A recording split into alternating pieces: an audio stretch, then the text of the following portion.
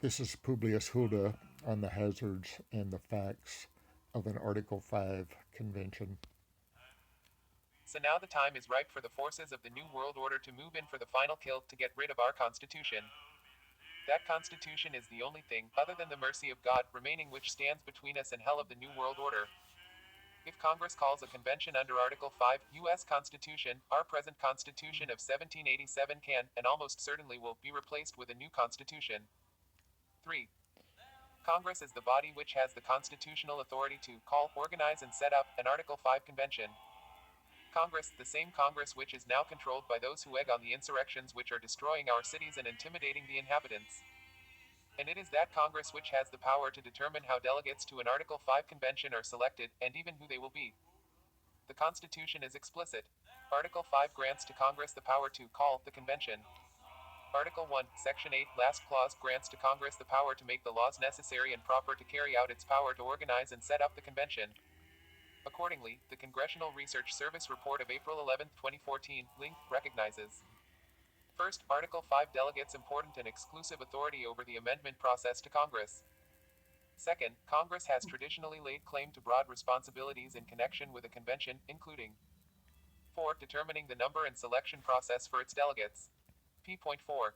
So, among its other powers respecting a convention, Congress may appoint the delegates, they may appoint themselves. And those members of Congress who support the violent insurrections, or are getting money from the Chinese communists and other subversives may well be the delegates. If state legislatures give to Congress the power to call an Article 5 convention, there is nothing any of us can do to stop it if Congress appoints subversives and revolutionaries as delegates.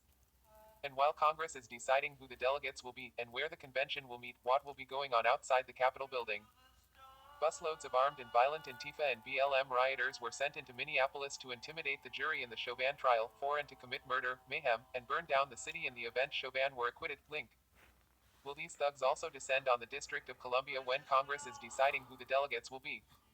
And what about the convention itself?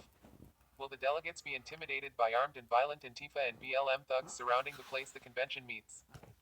Will these thugs demand that the proposed constitution for the new Socialist Republic of North America, link, be imposed? Will they demand the Marxist constitution George Soros wants, link? Will the Chinese Communist Party demand that the delegates impose the constitution they want? Or will the globalists demand that the delegates propose a new constitution which transforms the formerly sovereign United States into a member state of the North American Union, link? Will the delegates be in such fear of their lives that, as in the Chauvin jury, they surrender to the demands of the mob?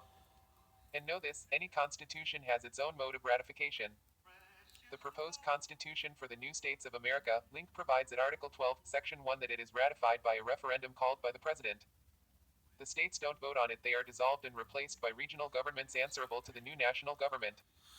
And as to ratification of the new constitution by national referendum, we would see once again that Lenin was right when he said the people who vote don't determine the outcome of elections, the people who count the votes do.